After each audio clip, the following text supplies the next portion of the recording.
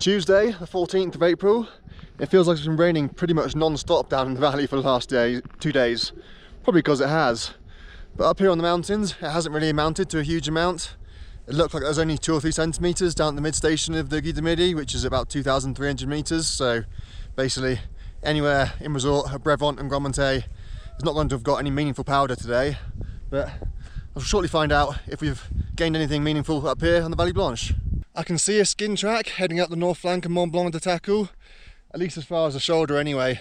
I can't actually see from here if there's a track going up Mont Mordi, but at the very least people seem to have made it up onto the top of the shoulder for Mont Blanc de Tacle. No idea if anyone's made it all the way along the Trois Monts yet. From here, the Bergstrand still looks pretty huge below the crux of Mont Mordi, but the snow conditions look pretty good, so maybe people have found a way around it. On the way up, I can see loads of tracks heading both to and from in the direction of the Grand Mulets refuge.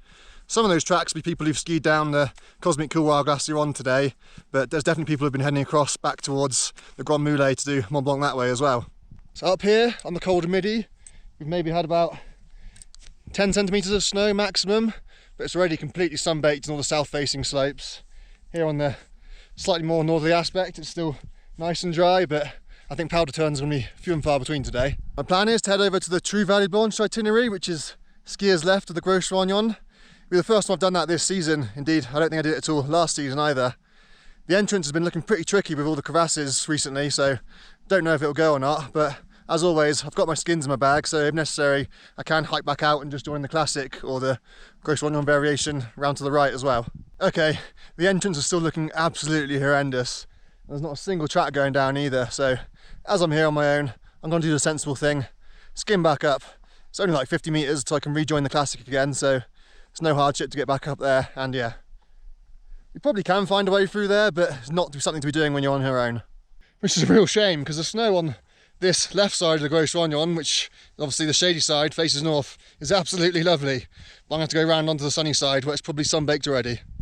So when you're in a potentially dangerous situation, skiing on a glacier like this, you want to do your transition one ski at a time, because your skis are your safety net. That's what distributes your weight over the snow. So even if you are standing over a crevasse, there's a chance that your tip and tail might be on solid ground. And there are definitely crevasses around me right here.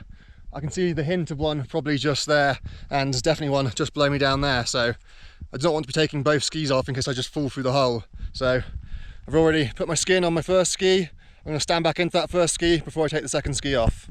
That's a general life lesson for when you're doing anything in the mountains. Never be afraid to turn around, go back the way you came. It's always better safe than sorry. And that transition and skiing back up to here, it's taking me less than 5 minutes, so it was really no hassle at all. And as amazing as skiing might have been going down there, it's not amazing if you're dead. And I know I'm on solid ground here now. I'm on this rock ridge that comes down from the Gros Rognon, so I can take both my skis off this time to transition, so it's a little bit more comfortable, a little bit less stress. The snow is actually still pretty enjoyable. It'd be hard work if it was any deeper, but because it's only about 5 centimetres, the fact that it's a little bit sticky and soft in the sun doesn't really matter. It's still pretty nice to ski.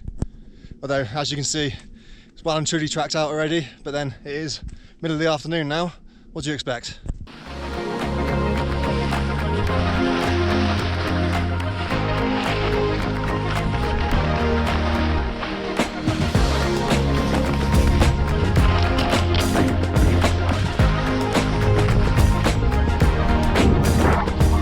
All was not lost.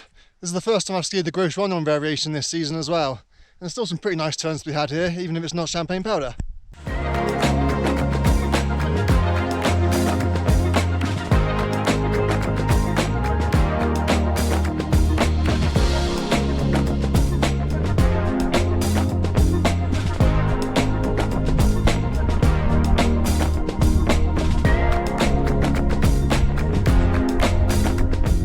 It's getting more and more tricky to cross this choke point between the moguls and the Salamangé now. I didn't want to stop and film there because you basically need to straight line your way across a couple of crevasses, so day on day now it's getting more and more challenging through here. Now at least conditions are looking better on the Vallée Noire side, so skiers right hand side of the icefall in terms of accessing the Salamangé, so that's potentially the better alternative if you're just doing the classic.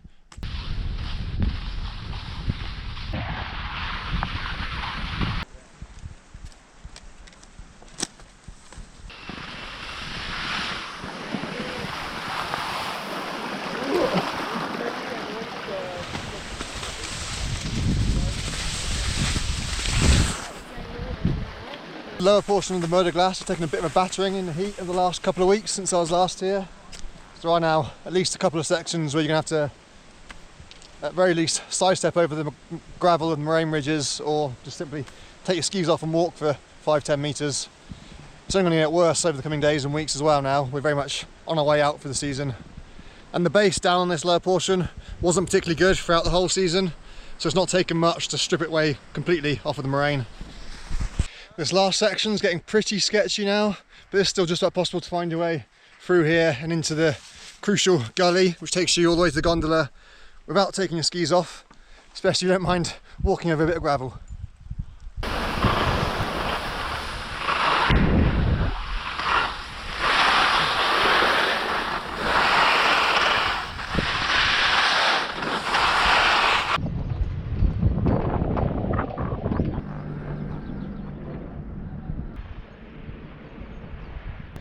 These are the conditions at Grand Montet, soon to be the last man standing for the season. Brevant is set to close this Sunday, the 19th. There was a possibility they might extend it, but I've not heard any announcements, and we're not expecting any meaningful snow over the weekend, so I doubt they will extend it now, which means if you want to come resort skiing after this weekend, your only option is here at Grand Montet.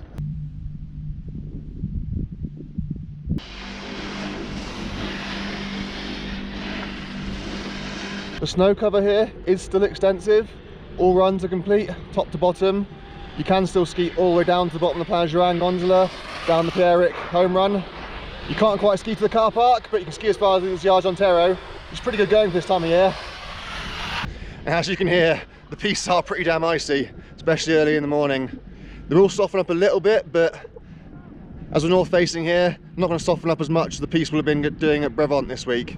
So the base here is likely to stay pretty firm. If you want a nice pair of stiff skis with sharp edges, it's nothing to worry about. Lightweight touring skis is another matter, but yeah, in terms of on-piste skiing, just bring on-piste skis.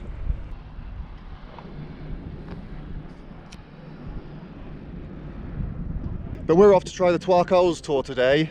Having a little bit of a late start because I was up on the Monte Rosa yesterday, didn't get home till late, and I'm needing much the same kit today as I had yesterday, so had to give it a chance to dry. But yeah, at the very least we'll make it as far as the Col de Chardonnay and then make a decision from there as to whether we continue or turn back and come this way.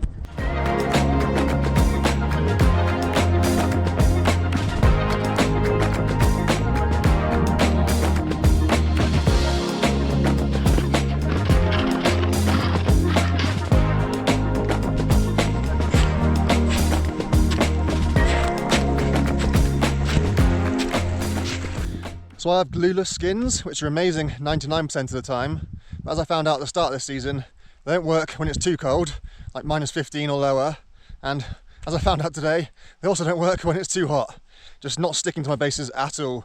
So I had to boot pack up that steep slushy slope and dry them out on the rock in the sun now, but it's going to be a long day if they keep not sticking.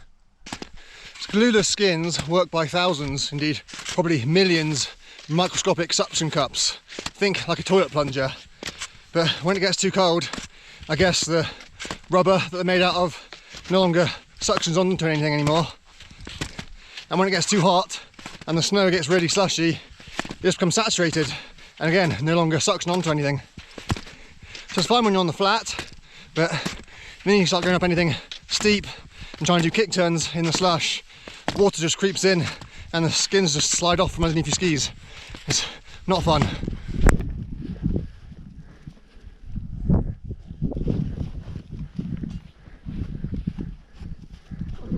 For reference, we brought two 30-metre ropes between us, so we've just done one 30-metre abseil down to reasonable stance. There's no second anchor here, but from here it looks reasonably safe just to down climb. So we've got our skis in our bags, kept our crampons on, kept our ice axe out, and down climb this next 30 metres or so. But they recommend now to bring two 60-metre ropes to do this in one go. Obviously that's a hell of a lot of rope to bring. Mine's just 32. Mm-hmm. Not 40.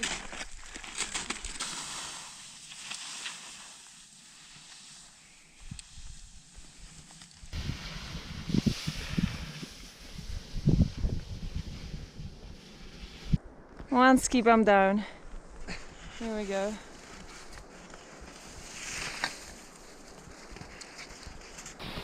Yeah, this is like a very stuck. I have very long skis. Yep. Woo. Smooth. Yay. Evidently we made it down. That turned into quite the adventure. It's always the way with spring ski touring and ski mountaineering. As the snow gets better and better higher up, it gets worse and worse slow down. So there's always a bit of combat skiing involved, a bit of bushwhacking, a bit of getting creative, but we made it, up and down. You have to stay tuned for the full video to find out just how much of an adventure it was. But it's Sunday today, and there's supposed to be a weather front crossing, bringing a bit of light rain and even some light snow off the mountains, but as you can tell, it doesn't appear to have materialised.